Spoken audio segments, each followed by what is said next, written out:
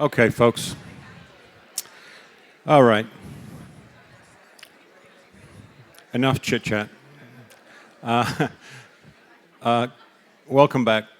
Really great to see everybody, and I hope you had a good first day and enjoying the unusually warm weather here in Baltimore and the hotel. And I hope things are going well. If not, talk to Zoe. No. But great to see you all this morning, and we've got a spectacular lineup this morning here. First of all, we'll have Andy Finch. I'm going to introduce him more formally in a second. This first segment will go to 9:55, and then we'll have a 10-minute break from 9:55 to 10:05, and then we're going to have Dr. Wilson Compton and Ingvild Olsen here as a panel discussion on kind of the state of the science from the NIH and federal government perspective. So that'll be really interesting. That's 10:05 to 11. So for our first speaker this morning, we have a very special guest in terms of Andy Finch. And I've known Andy for, 20 years, 25, 30 years. I think Andy's someone I've always looked up to, and I'm a fan of Andy's and what he's done as a pioneer in the field of adolescent young people's research, particularly with regard to recovery support services. I've served on many panels with Andy over the years, and it's been just a joy and a privilege to do so. Andy is a professor of the practice at Vanderbilt University's Peabody College. He's a core faculty member for the Human Development Counseling Program in the Department of Human and Organizational Development. He's also the faculty head of North House in the Martha Rivers Ingram Commons. Andy co-founded the Association of Recovery Schools in 2022, and for 9 years, he worked for Community High School in Nashville, one of the early schools for teens recovering from alcohol and other drug addictions, a school he helped design and open in 1997. Andy also helped found Vanderbilt University's Collegiate Recovery Program in 2007 and currently serves on its advisory board. He's been a lead researcher on 2 national studies on recovery high schools, and as I mentioned, he's been a pioneer and breaking new ground there for us all. He co-wrote the standards for accreditation for recovery high schools and was one of the lead developers of the systematic evaluation of the Association of Recovery Schools instrument. Andy's numerous published works on recovery and education are Starting a Recovery High School, which was published by the Hazelden Foundation in 2005, and Approaches to Substance Abuse and Addiction in Educational Communities, a guide to practices that support recovery in adolescents and young adults, on which he was a co-editor. Andy, thank you.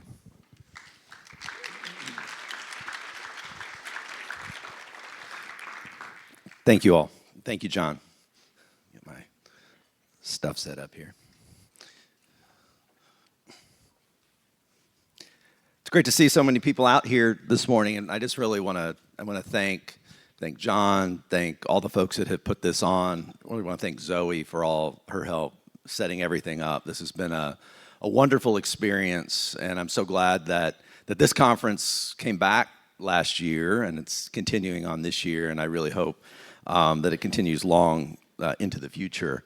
And I'm really grateful to be asked to speak with you all today and give you a chance to hear a little bit about recovery high schools, but more broadly, since I know most of you in the room won't ultimately work in or with a recovery high school, some of the lessons we've learned over the years about working with young people in recovery, because that's what recovery high schools do, and that's what we have been doing for over 50 years.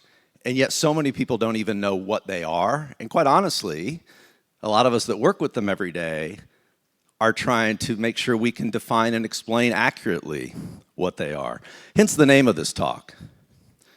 Complex, dynamic landscape and lessons, and I want to share those with you. And I'll have some pictures along the way that are actually from actual schools, because many of you have never been in them. It's an inspiring experience to go visit one, and I hope if you've never been to a recovery high school, hopefully there'll be one in your neighborhood someday. If there already is, you all are in this work. Take some time, go visit one, go walk down the halls, see some inspirational things on the halls, hear the kids talk. It's really magnificent, magnificent stuff. So you heard a little bit about me. That was my bio. I want to add a few more points. So I showed my wife these slides, and she said, "Why'd you pick that picture? That's like really old." I said, "Come on, you don't look that different, right?" I want you to, you might not be able to see the date from your chair. That's July 2002. It is old. That's an important date. This was actually me speaking not that far from here in DC at the founding of the Association of Recovery Schools. We had a reception that was hosted by Jim Ramstead, in which we got to speak to maybe a group, maybe, I don't know, a third the size of this one, about why high schools and colleges were helping kids in recovery. And that was the moment it began, and that was me back then. And I was actually not that long removed from getting my master's in counseling, and I hadn't actually completed my PhD yet. I was working on it. I was an adult child of an alcoholic, still identify, obviously, as an ACOA. It's been something that's been obviously integral to my life and part of my passion and my work. As you heard John say, I had helped start a recovery high school in Nashville, Tennessee, and it had only been about 5 years before that picture was taken that I had done that. And we had started that school, we had torn it down, and we had rebuilt it a couple of times because honestly, there was no blueprint. We didn't know what we were doing, and I often look back at those first 7 kids and wonder, were we helping them? I really hope so. But there's a lot of doubt. But I felt confident, especially when those 7 kids would say things like, "We really wish everybody could have access to this. Everybody could get a program like this who needed it." And I still remember those words to this day.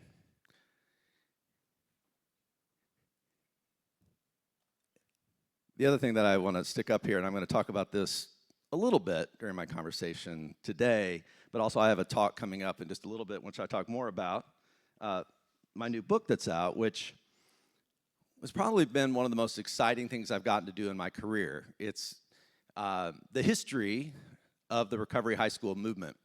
It's called Salvaging a Teenage Wasteland. And yes, it does talk about The Who and Bob O'Reilly. I actually, one of the neatest emails I ever got was I actually emailed Pete Townsend to ask if I could have permission to use lyrics. Didn't get an email back from Pete, but I did get it from his publicist, who said, "Pete read your email. He's currently on tour with The Who in Europe. Totally fine with you using the lyrics. Go for it. Sounds great." That was exciting. I've saved that email. Unfortunately, The Who don't own their lyrics anymore. Publishing company didn't say the same thing. They wanted to charge for it. But anyhow, that's why it's, and I'll talk more about the Teenage Wasteland part in a bit. But if you want to hear more about my book, I have a session coming up in a little bit. But the history and diving into the history and the lessons from that are a key part of what I want to share today. One thing I want to say is, in this talk is that I feel like I stand on the shoulder of giants. There have been so many people doing this work for so long. People really in the trenches. Some of you know these people on these pictures. Some of you have worked closely with these people. A few of these people are in the room. Some of them are no longer with us. Everybody on this slide, with the exception of one person, I've gotten to know, I've collaborated with, I've been inspired by, and they've led the way. If I had more time, I could do some trivia about all of these folks. The one person I didn't ever get to meet is the one on the top left. And I'll know you've read my book if you know who that is. That's the Meher Baba. Meher Baba, if you want to know Teenage Wasteland, the actual name of that song is Baba O'Reilly. The Baba in Baba O'Reilly is that person in the top left. How does that have anything to do with recovery high schools? The person right next to the Baba, second from the top left, is Brian Berthume. Brian Berthume started the Phoenix School in Silver Spring, Maryland, not that far from here, in 1979. He's a Baba follower. He started a school in part because the Baba said no one could achieve full enlightenment on drugs. And the best thing you could do in the United States would be to help children stop using drugs. He said this in the 60s, y'all. Pete Townsend was inspired by that, a little alarmed at what he saw at Woodstock.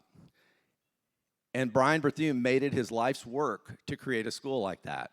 And he actually got the opportunity with some drug raids not far from here in 1978 to do that.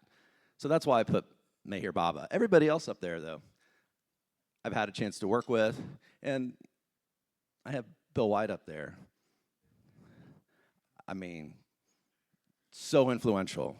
If any of us in this room could even do 100th of what he's done, we could really make huge change. And so I could go on and on about all of those folks. So inspirational to me. But when you stand on the shoulders of giants, you get perspective. You get a chance to maybe understand what's come before. You get a better chance to understand what's going on right now. And maybe you get to glimpse a little bit into the future.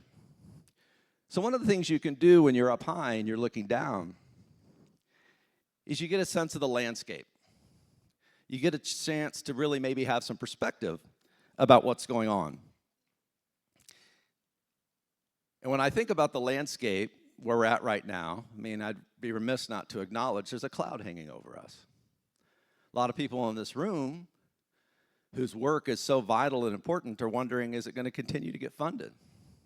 We're on the cusp of some of the most important research in this field. It's exciting to hear us talking about recovery for young people in an evidence-based, measurable way. And right at that moment where that's happening is when funding is so in doubt and uncertain. The offices that have supported us, the offices that supported many of those people that were on that slide I just had, we don't know their future. And I'm not trying to minimize any of that, but I will say our field has been a history of uncertainty, and many of us have been doing work that's been underfunded or unfunded for most of our careers. And I'm not saying we want to continue that. It's like, okay, go on, let's do it. Let's keep doing that, volunteer work. But we've made it, we've survived, and I think we need to find a way to dig deep right now, find that passion, keep working, keep doing the work. Which is why I call this, the more things change, the more they stay the same. The other thing I want to put out is sometimes this gets really political. I mean, we are, right in the shadow of Washington, D.C., right? So there's a lot of politics that figure into all of this.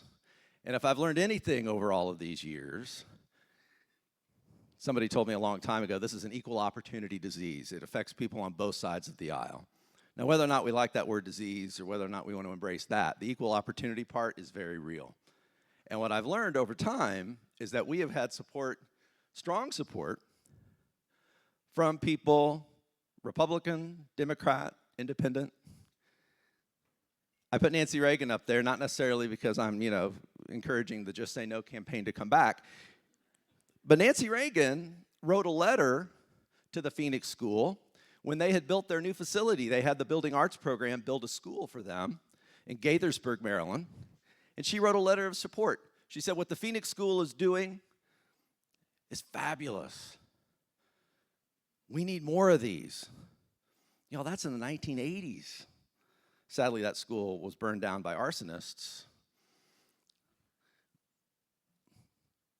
But it continued on. But Nancy Reagan was aware of it. Remember that conference I had that picture of earlier? See that podium? That's where I was standing. And that's Jim Ramstad, Republican from the state of Minnesota, leader of the Recovery Caucus. And then I don't know if you can read the signature on that letter in the middle. That's Bill Clinton writing a letter of support to Phoenix back in 1994. So we're talking high-level political figures on both sides of the aisle have supported this effort. We have to hope that they continue to find that down deep to continue supporting the work we're doing. So I mentioned this goes back 50 years. 1973, the first recovery high school, at least that I write about in my book, opened in Charleston, South Carolina. A public health center in Charleston, South Carolina, realized that its kids could use a special type of school, move out of the school they were in to not be threatened by alcohol and drug use all the time. And the Charleston School District said, that's a great idea. Every kid who gets some issue, gets caught with drugs or is having a drug problem, we're going to recommend they attend your school. So they got an abandoned Catholic school in the inner city of Charleston, and they started to do a school in that building 50 years ago. That school lasted about 6 years, and it's the first school that I would say really starts to set the stage for what we were going to do. Another school came along in Houston in 1976 that was part of the very first alternative peer group, the PADAP program. And John Cates, many of you in the room may know John. John was one of those pictures I had up there on the screen. Started a GED program in his apartment. It later grew to an actual school in another church building. That program also lasted a few years. It closed in 1980. And then in 1979, I mentioned the Phoenix program. Brian Berthume starting a program after the Montgomery County Police had started raiding the local high schools. The entire fall semester of 1978, they arrested 300 kids on daily raids in the schools. It hit just about every school in Montgomery County. And the parents said, this has got to stop. We don't like having our kids arrested over and over and over again. And Brian says, I've got an idea. School board passed it, and the Phoenix program opened in 1979. I put all this up there to say, when we started the Association of Recovery Schools in 2002, we didn't know about any of those. We didn't know they existed. None of those people were invited to that conference. The people you see up on the wall, those people were invited because those were the schools we knew about around the country, colleges and high schools. Now notice I put Rainbow Connection in a near fist fight. I put that up there because the passions about what we do run high. We were crammed in a little room in the Renaissance Hotel for 3 days. One of the most memorable 3 days of my life is we're crammed in that room. You can probably search and see a younger me up there. But we invited our keynote speaker, a person who was a licensed alcohol and drug counselor and who I had gotten to know because I'm from Nashville. We have a lot of songwriters. And he would come share his story with our kids at my school. His name is Paul Williams. Paul Williams, some of you may know, wrote the song Rainbow Connection and a lot of other songs. In his speech to our group, he called all of his songs codependent anthems. But it was very inspirational to have him come and speak to this group of people, to set us out to form a national organization. A fist fight, what's that mean? Well, there's another person, I'm not going to name these people, but there's two people in that group that were so passionate about the work that was being done that one person thought that the direction we were heading would kill children. It wasn't strict enough. It wasn't firm enough. And another person was like, we need to open it up. We need to make sure that we're supporting all kids in recovery. And back and forth, they had to be separated. I'll never forget that moment. Not because it was scary, it kind of was. Is this all going to fall apart right here? Because those people were so invested, and they remained invested. They cared so much. They wanted this to work. And I'm really glad to say it is. It is, all these years later. This is a growth chart. So if we look at how many schools were around in about 1980, it's just a couple. I've mentioned them to you, right? But look at the growth since that time. It's been pretty astronomical. A lot of times people point out, oh, there's only 43 recovery high schools. Why aren't there more? There have been over 100. And the growth has been phenomenal. They're also extremely challenging to operate and run. They're more expensive than other schools because they're small. They're more expensive than other schools because they provide the level of care a student in a recovery program needs. It isn't just the education. It isn't just the recovery support. It's the mental health support. It's the trauma support. It's the ongoing counseling and check-ins. It's the extra programs. They're expensive to run. They're also challenging, emotionally stressful places. And a number of them have closed over time. But we have 43 right now. We've got a lot more on the horizon. Roger Oser is here in the audience. He's going around helping do trainings across the country and consulting to help more states do this. It's exciting. But something else that you may not notice when you see charts like this. You see the nice red line? I love that because it's statistic. It says there's growth. But does anything else jump out at you when you look at that slide? There's some craters. Now, it's interesting when you look back in time to understand what caused the craters. One of those craters began in just after around 2008 to about 2010. Those of you who are alive at that moment in time, you know what was going on in the world then. The Great Recession. There was also a refiguring of the Safe and Drug-Free Schools grant. That was a grant that many people said was ineffective, wasn't working, wasn't doing what it should. And that made a lot of truth to that. One thing it was doing was funding chemical health specialists in all the high schools in the state of Minnesota. When that grant went away, so did most of those positions. And guess who was referring lots of people to these 16 schools in the state of Minnesota? Those people. So when those positions were eliminated, guess what happened? A good chunk of the schools in the state of Minnesota just closed within a couple of years. So a lot of that crater was that. But those are real people there. Those are real kids losing schools. Those are real staff losing positions. You'll also notice a steady increase that started again around 2014 or so. That's actually when the Association of Recovery Schools started their accreditation standards. Schools started getting stronger. We started having better ways to train people to do what they were doing, and schools grew. They started opening. There's a lot of other reasons. We see a slight little decline. There was a lot of growth, and then COVID happened. Talk about a challenging program to run in a pandemic.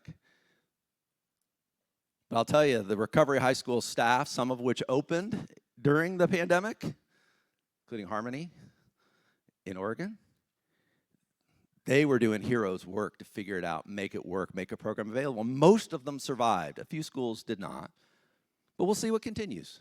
I hope that red line continues in that direction. So when we look back over time, one thing that's interesting is to realize how out front recovery high schools have been in so many things. Now, I chose my words carefully here. They weren't necessarily the first, and they weren't necessarily the only. But when I say they were out front, a lot of what recovery high schools have been doing since the 1970s, they were early adopters. They were people that were figuring out this is how you work with young people in recovery, and they were doing it. And I would encourage all of you who are maybe just trying to figure out how to work with young people in recovery, talk to somebody that works in a recovery high school, because I bet you they're out front. And guess what? They work with 30-plus kids every single day. They wake up at this time every day to those kids. And they talk to them and get to know them every day. So I'm just going to put a few of these up here. 50 years of working, providing recovery support services for teens, supporting recovery in educational settings, alternative schools of choice, not alternative schools that kids are forced in to get punished, but places that kids actually want to go. Many of the recovery high schools are charter schools. Now, charter schools are not necessarily the most popular thing for a lot of people because they take money out of the public school system and often give it to private people to run. And there's a lot of controversy around it. But I'll tell you one thing, recovery high schools are an example of charter schools at their best. They're innovation, and they're giving another option to kids that kids want to go to. And many recovery high schools are charters, including a lot of the schools in Minnesota where the first charter school law was passed in the early 90s. Restorative justice, restorative practices. Recovery high schools have been doing this and calling it that for years. I put an article up here by Angela Wilcox. She was at Pease Academy and Sobriety High, and she published an article about what they were doing to put restorative practices in their schools. It's actually part of the accreditation standards now, that recovery high schools have to be restorative in what they do.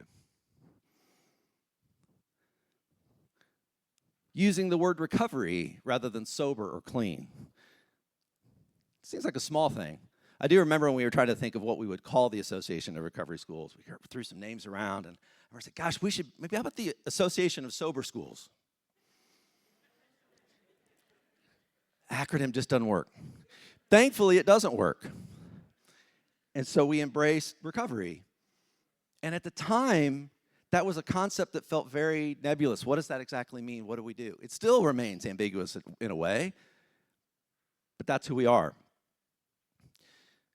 Recovery schools often get, I would say, accused of only doing 12-step programs, only doing AA, only doing NA. That's actually never been true. The early schools actually didn't have any of that as part of their programs. Those came later because they were so available. But they've always embraced multiple pathways. Many of the public schools weren't allowed to use 12-step programs because of the spiritual component. And so they were creating programs that would allow students to have whatever type of support they needed to support their recovery along the way. So before we were even calling it multiple pathways, the recovery schools were doing it. And in part, they were realizing our kids are all over the map in their recovery, so they were creating individualized recovery plans. Back when zero tolerance was a big thing in the 90s, kids were getting kicked out for maybe having drugs on campus. Recovery high schools were fighting against that. They've often got misrepresented as places where kids get kicked out if they have a recurrence of use. That's actually never been the case. They're actually places where kids get multiple opportunities and multiple chances to figure it out. Now, I'll admit, the admissions criteria have changed over time, and I'll talk a little bit about that in a moment. But they've always been places where kids have individualized plans to get multiple chances. They've supported special ed services in alternative school settings and for students in recovery. Back when alternative school settings, charter schools, and other places like that were often viewed as places where kids didn't get their special ed services. Recovery high schools were places where they did. You notice I put some citations up here of some things.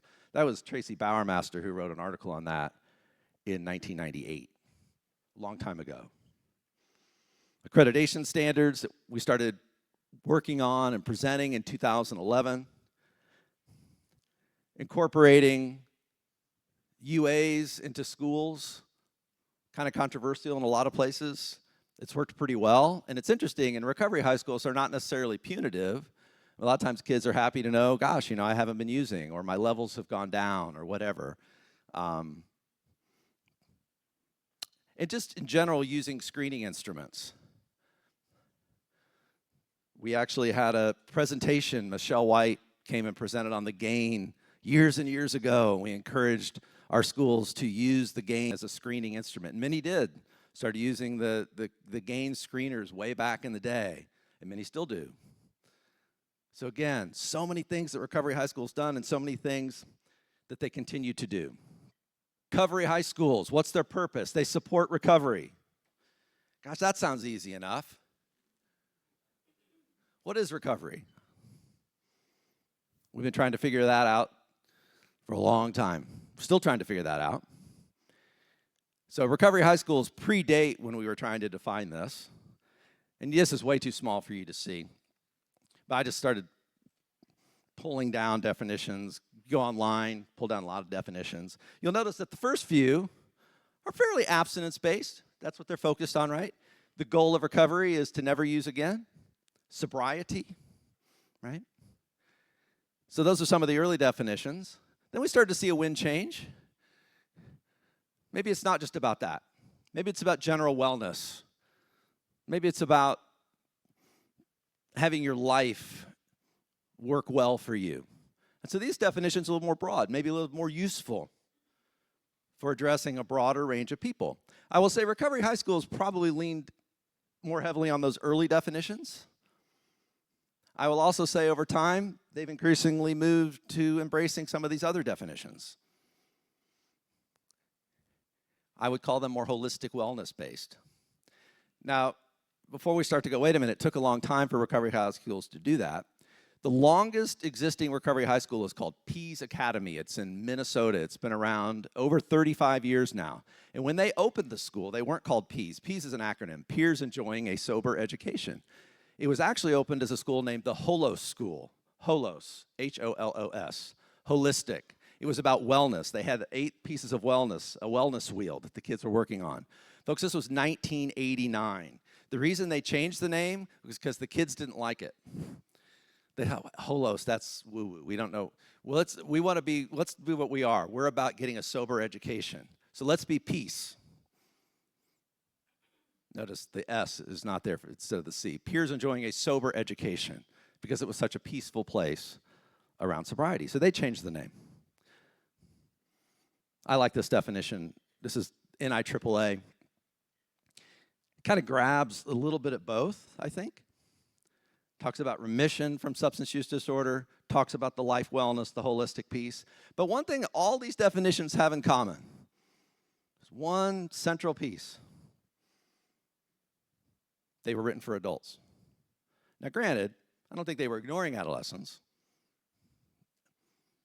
I know the people that are writing these definitions, many of them, and they certainly care for kids and youth and adolescents. They're putting on this conference, many of them, right? But is there something else for adolescents that would be helpful to add to these definitions to focus it in maybe a little bit more on youth? Association of Recovery Schools have been kind of batting that around a little bit. This is hot off the press. The board met last fall and started saying, wait a minute, these definitions are really helpful, but who's going to define it for adolescents? Is there a way that we can have recovery defined specifically? And so we started working on it. We're going to talk about it more at our conference this summer in June. But I highlight some of these pieces that maybe we might want to think about. Because one big difference for adolescents is their brains are still developing. They're young. 12-year-olds and 13-year-olds using substances is a different picture than a 25, 30, or 40-year-old. And that's something that we have to somehow acknowledge in the recovery process.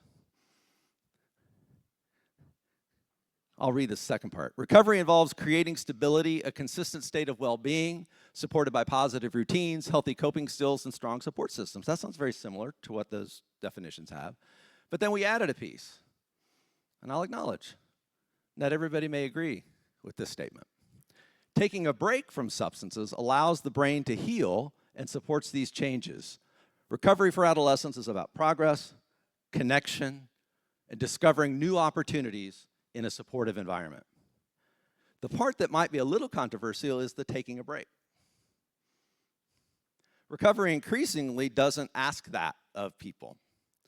And I think this is something that has a lot of nuance and complexity to it, especially for a 14, 15, 16-year-old coming into a collective environment with a lot of other kids day after day after day for up to 4 years. What does that look like? What does that look like? And I think there's a lot of different ways to do it. Like I said, it's complex. So something that's happened over time is that we've moved from having continuum to a cascade and just having to really embrace the complexity of it all. This is that old classic continuum of care, right? Prevention, treatment, recovery. It goes in that order. Even this conference is the joint meeting of youth prevention, treatment, and recovery. There is a continuum. But I think what we all realize is things don't necessarily work out linearly that way, right? People move in and out of that. People need different at different times. So then we came up with this. I love it. I found this online. It's the Cascade. I Googled Cascade. I like this one. These need different times, different levels. Kids go back and forth. Sometimes I feel, though, that the recovery high schools, how's the point of work, are here. Because all of these little cascades, maybe prevention, treatment, recovery, when it was linearly, the recovery high school might fit nicely right here. It was in that recovery aftercare, continuing care space. Increasingly, they're having to work with this, and they're this. They're the place where everything kind of flows into it. And I will tell you, at times, working in a school like this, you can start to feel like you're drowning because of that. So the cascade of care, which is a systematic concept, by the way, the point of it, I know, I remember when this was Mike, I don't know if Mike's out there. Mike explained this, hello Mike, explained this to me early on. And he's like, well, it doesn't necessarily mean that the program has to provide all of those things, but it should know what the kids need and how does it link up with other services to make sure they're getting the care that they need. That's a system of care, right? So often it doesn't happen.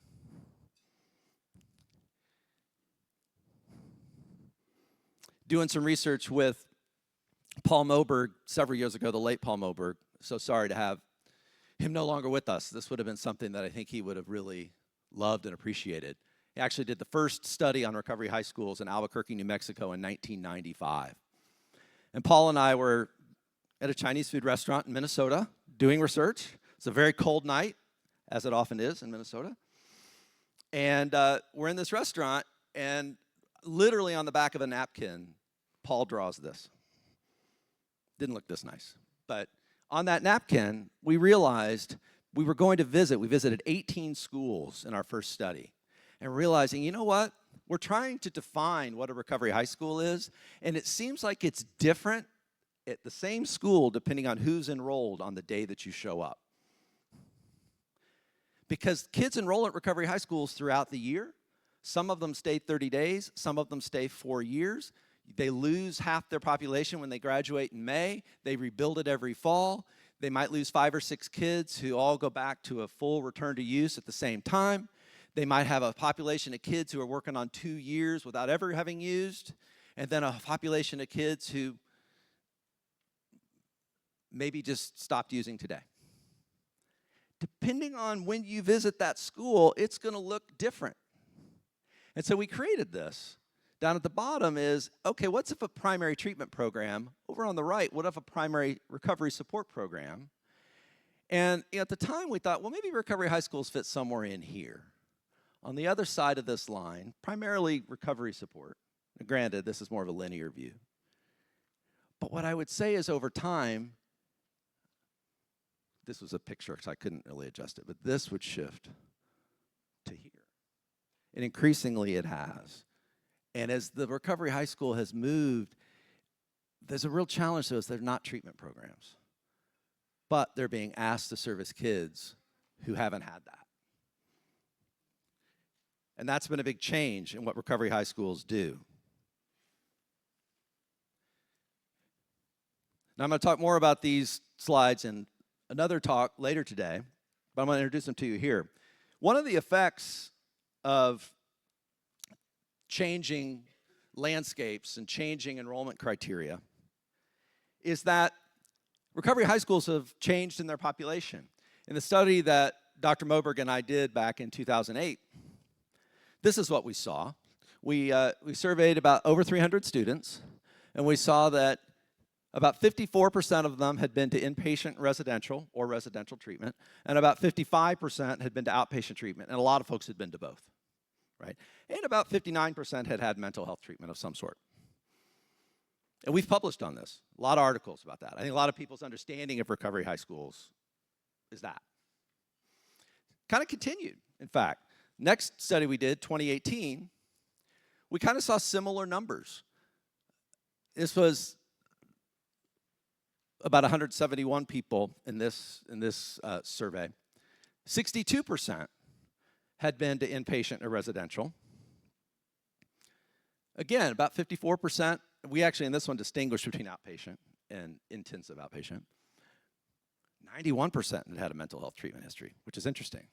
Some of that's a shifting understanding of what you're dealing with and what you're working with. And then I mentioned the Sears instrument. This is something the Association of Recovery Schools has been working with Dr. Jordan Jurinsky at TIFS to develop this, and Dr. Emily Hennessy helping us with the recovery capital piece of this. And this is really exciting. We're having recovery high schools do this survey. We now have over 700 data points in this. But in this, we looked at 291 students that replied to this survey in 2025. Do you see a difference there? 41% had had inpatient or residential. I didn't pull the mental health history off of there, but look at the IOP numbers. Lower. The only thing that's gone up is the outpatient, not intensive. That's a different population, y'all. That's people coming into schools that don't necessarily have that prior treatment history. And that has impacted the schools in some pretty profound ways, many of which are pretty positive in that it's also impacted who attends. So as the recovery high schools have kind of loosened, in the early days, they almost required you to have a certain amount of sobriety or having gone to prior treatment. Over the last 10 to 15 years, virtually actually I think almost every school has dropped that type of requirement. And what they've seen is a population change. So here's that 2008 study. 78% white, 54% male. 2018, 86% white in this survey. Now, to be fair, this was 3 states in this survey. This was Minnesota, Wisconsin, Texas, right? So it was not national. But still roughly same type of figures. Here's that Sears survey. Now, this actually takes it across time, 700 data points. That's exciting to me. We have a much more representative population in recovery high schools now, and you see it when you visit. This is also true. Recovery high schools are safe places not only for race, ethnic identity categories, but also gender identity, non-binary folks. This is much more representative, by the way, of the US population, and I think recovery high schools, again, are starting to reflect that in ways that they didn't used to. This is something that's always kind of been there. Mental health. They are serving co-occurring disorders. 96% of students in recovery high schools have meet some type of criterion, probably could be higher. And these are the categories that they meet. Depression, anxiety, personality disorder. And when kids are not using drugs regularly, this is often the things that the schools are dealing with on a day-to-day basis.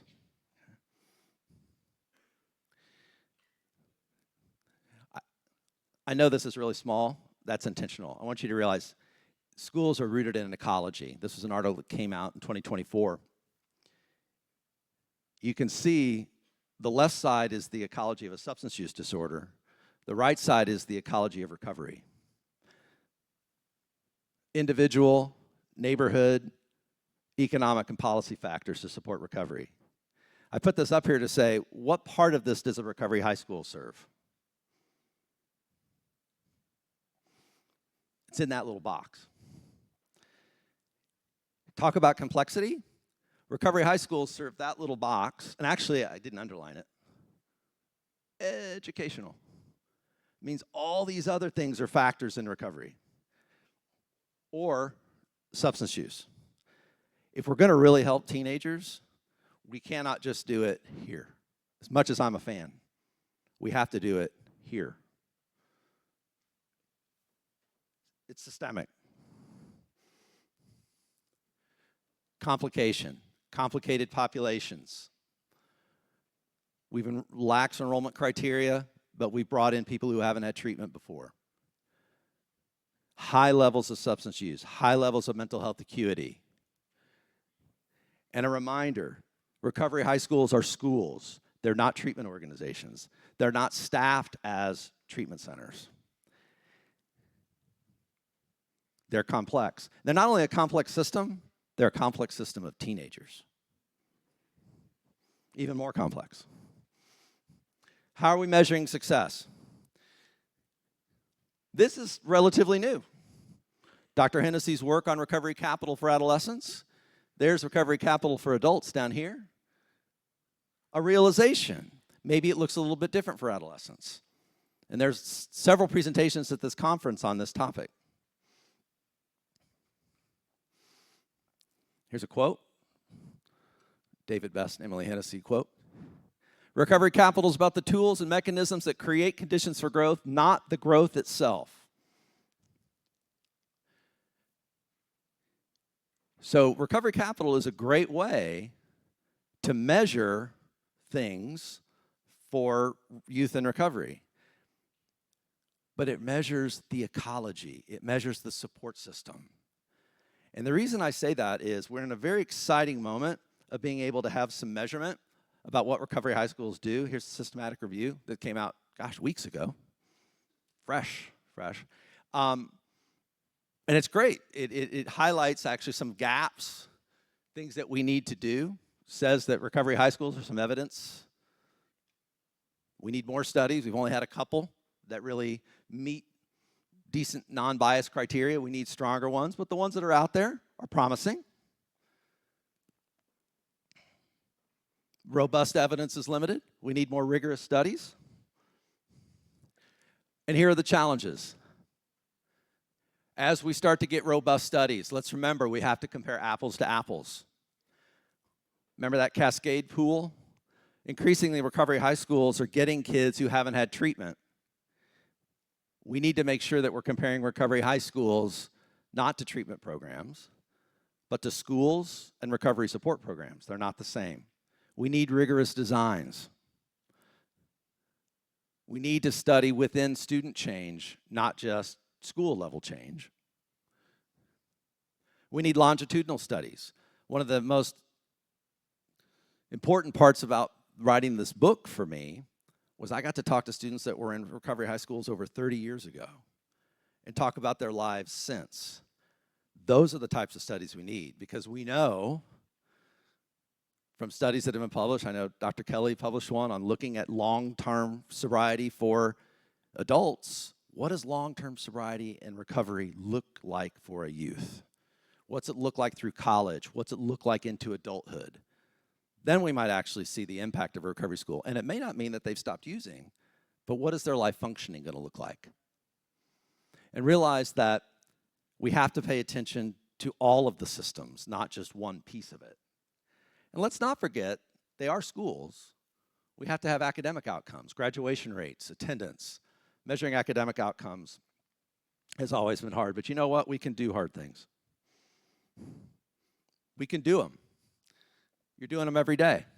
We're developing validated instruments for adolescents. Again, Dr. Hennessy leading the way on this. But I just always want to encourage people not to fall into the trap of the standards-based testing movement in schools where they used one metric, one score, to say that that school was an A school, a B school, a C school, a D school, or a failing school. And they ignored all the things that went into that school outside of a test score. I hope we don't find a day where a recovery high school is judged because of its recovery capital score, realizing that's supposed to be a helpful tool, not one to punish schools. And I don't think we know enough to have a good number anyway to make that case. Remember that they are enrolling students in recovery. They are not primary treatment centers. So if we're trying to address the treatment gap, recovery high schools are not really set up to do that. It's a cheaper way to do it. It can be alluring. They're heroes working in those schools, but they have a place in the system, and it shouldn't let the rest of the system fall apart because it's a less expensive way of helping kids. And recovery schools need to be held accountable. We have accreditation systems. We have teams that go visit. They have standards. We can continue to improve those standards. But rather than falling back on a single metric to say if a school is working, use that as part of a larger quilt and picture to see what's going on in that building. I'm going to close and leave just about 5 minutes if people have some questions. But I want to close with an example. Michelle Gardner's here today representing Hope Academy. She's up there. So Hope Academy is, I'm using this as an example for several reasons. One, I met Rochelle in 2004 when SAMHSA had funded the Recovery High School Conference at Rutgers, colleges and high schools, and she was thinking about starting a collegiate program, and ultimately it became a high school program called Hope Academy in Indianapolis. It was a school rooted and based in a treatment center. Nice building, kids were getting treatment, kids were coming into Hope. Eventually, though, that treatment center didn't continue supporting Hope in the same way. And Rochelle was faced with a decision. Do I leave the treatment center and start a different school or start a charter school, or do I close the program? So after several years, Rochelle took that Recovery High School away from that treatment center, which was located in one part of Indianapolis, and moved to an entirely different part, more accessible to a wider population, and started her own charter school. And y'all, it's still flourishing. If you visit there, it's an exciting place to visit. And the program has transformed and changed and is doing phenomenal work. The other reason I highlight Rochelle is that she's been using data to inform her practice from the beginning. Some of the earliest published work we have is around academics at Hope Academy. I think all the Recovery High Schools, especially the accredited ones, are doing great work. I just chose to highlight that because I think Hope has some lessons in it for all of us. So I have about 5 minutes for questions. If anybody has a question. I know I've opened up a lot, but I would like to take some questions if you have.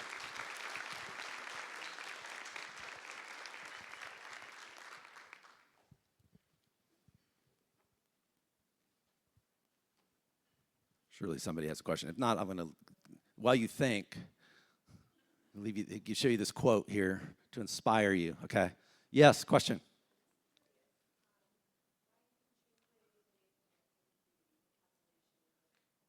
Oh, gosh, I'm sorry, I can't hear. Is there any way with a microphone? Ah, great question. So, yes. So actually, I should have actually included that on my slide. Recovery high schools were out front with that. Some of the earliest recovery high schools, one of them was based on a reservation in Minnesota. They were part of our early talks. One, it was in Arizona. Those schools are no longer operating.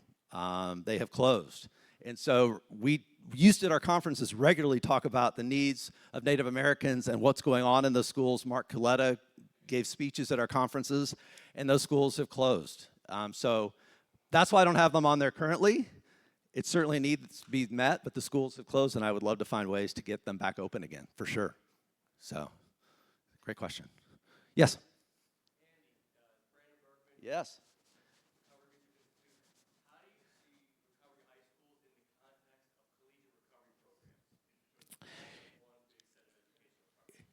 So how do we see it in the context of collegiate recovery? So Association of Recovery Schools used to be both colleges and high schools, and we always would work together. The high schools and colleges are different types of settings, and so the colleges ended up kind of spinning off, forming their own organization called the Association of Recovery in Higher Education.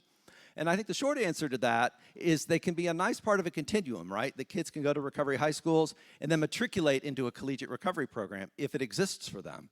The reality is a lot of kids, when they're finished with a recovery high school, don't necessarily want to continue in that type of program. They're kind of maybe ready to spread their wings in a different way. Some really need it. They don't want to, they kind of need that extra support. So I think it depends on the kid. But I also think for a lot of people, they don't get into recovery until they're in college. And so collegiate recovery stands on their own.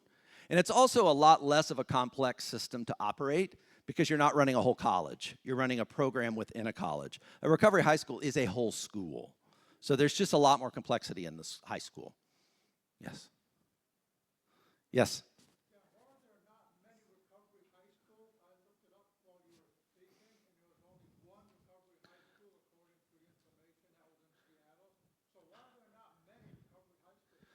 Great question. And our talk later this afternoon will actually show a map. There's actually kind of deserts in the country where there aren't many.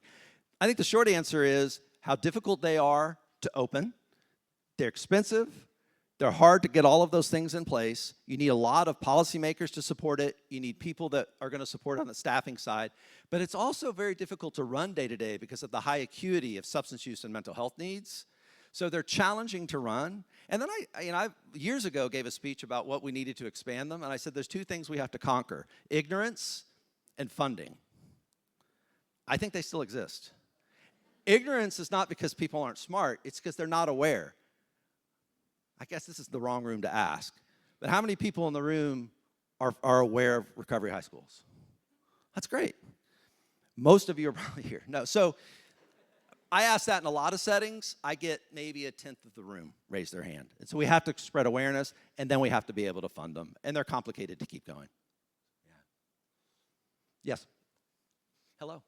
So you were doing some studies, and Hope Academy had that if a student's 200 days in recovery, they increase their GPA by 40%.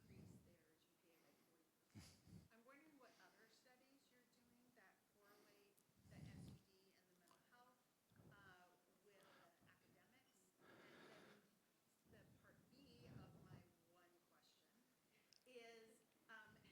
with the academics. And then the part B of my one question is, have you started looking at the post-high school outcomes for students in recovery schools?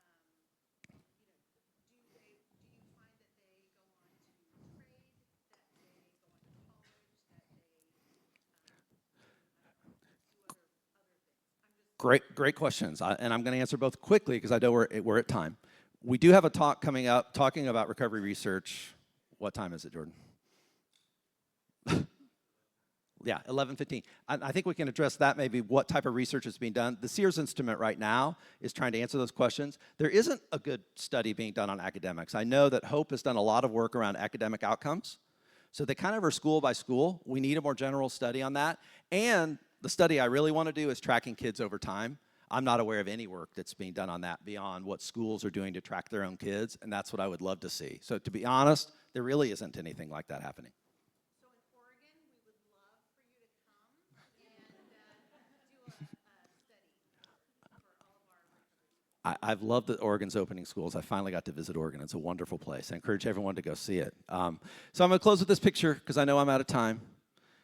So not only when you stand on shoulders of giants do you get to look at the past and get perspective of your current time, you get to look into the future. And what's so great is that you all are leading people that you don't even know exist to deal with problems that we don't even know about, and you're inspiring people, and someday they will fill in these pictures. So keep doing the good work you're doing. It's so glad. It's an honor to be able to speak with you all today, and I look forward to working with many more of you over the coming years. So.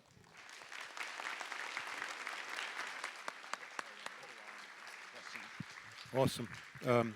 Andy, absolutely fantastic. What a beautiful tour de force, historical perspective. You're making history. You're a part of that history. Thank you for what you've done. Okay.